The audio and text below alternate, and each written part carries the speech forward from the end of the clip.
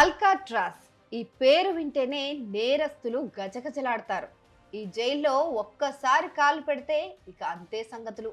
ఈ జైల్లో రోజు ప్రాణభయంతో చచ్చే కంటే చావే మేలనిపించే చోటది. అత్యంత కఠినమైన నరకం లాంటి ఈ జైలు 60 ఏళ్ల కిందట మూతపడింది. కానీ ఇప్పుడు మళ్ళీ దీన్ని తెరవాలని అమెరికా అధ్యక్షుడు డొనాల్డ్ ట్రంప్ నిర్ణయించుకున్నారు. అమెరికా అధ్యక్షుడు డొనాల్డ్ ట్రంప్ మరో సంచలన నిర్ణయం తీసుకున్నారు. ప్రపంచంలోనే అత్యంత భయంకరమైన జైలుగా పేరుగాంచిన అల్కాట్రాజ్ ప్రిజన్ ని మళ్ళీ తెరవాలని డిసైడ్ అయ్యారు. ఈ జైలు భద్రత విషయంలో చాలా కఠినమైంది. ఇక్కడి నుంచి తప్పించుకోవడం అంటే దాదాపు చావుతో చెలగాటమాడమే. ఎందుకంటే ఈ జైలు నుంచి ఎవరూ తప్పించుకోలేరు.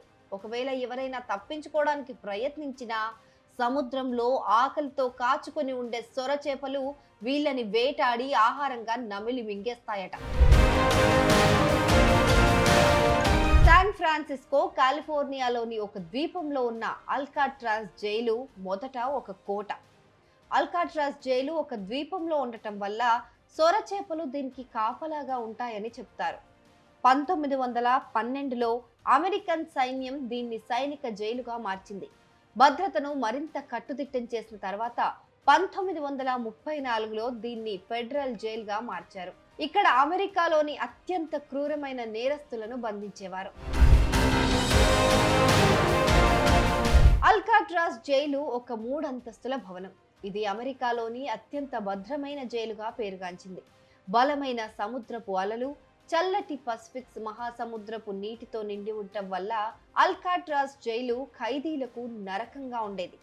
ప్రధాన జైలు భవనంలో 3 అంతస్తులు, 4 సెల్ బ్లాకులు, వార్డెన్ కార్యాలయం, సందర్శకుల గది, లైబ్రరీ, ఒక క్షౌరశాల ఉన్నాయి. అత్యంత ప్రమాదకరమైన ఖైదీలను డి బ్లాక్ లో ఉంచేవారు. జైలు చివరలో ఉన్న 6 సెల్లను ద హోల్ అని పిలిచేవారు. ఇక్కడ ఖైదీలను ఒంటరిగా ఉంచి చిత్రహింసలు పెట్టేవారు. ద రాక్ అని పిలిచే ఈ జైల్లో అల్ కాపోన్, జార్జ్ మెషిన్ గన్ కెల్లీ వంటి కరుడుగట్టిన నేరగాళ్లను బంధించారు. దీనిపై అనేక సినిమాలు కూడా వచ్చాయి. 29 ఏళ్ల పాటు కొనసాగిన ఈ జైలు నుంచి తప్పించుకోవడానికి 36 మంది ఖైదీలు 14 సార్లు ప్రయత్నించారు. కానీ వారందరూ దొరికిపోయారు.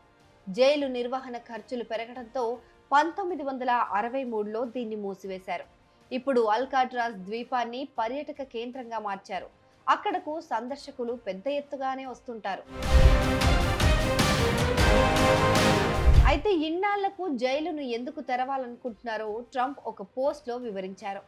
చాలా కాలంగా అమెరికా దుర్మార్గమైన, హింసాత్మకమైన, తరచూ నేరాలు చేసే వారి వల్ల ఇబ్బందులు పడుతోంది.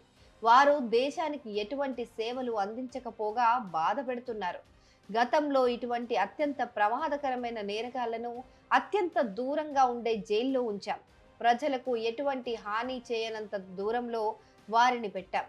అటువంటి కఠిన శిక్షలను మళ్లీ తేవాల్సిన అవసరం ఉంది. అందుకే మళ్లీ ఆ జైలునే పునర్నిర్మించి తెరవాలని జైళ్ల శాఖ, న్యాయశాఖ, FBI, హోంల్యాండ్ భద్రతా విభాగాలను ఆదేశించాను అని ట్రంప్ తన సోషల్ మీడియా వేదిక ట్రూత్ ద్వారా వెల్లడించారు.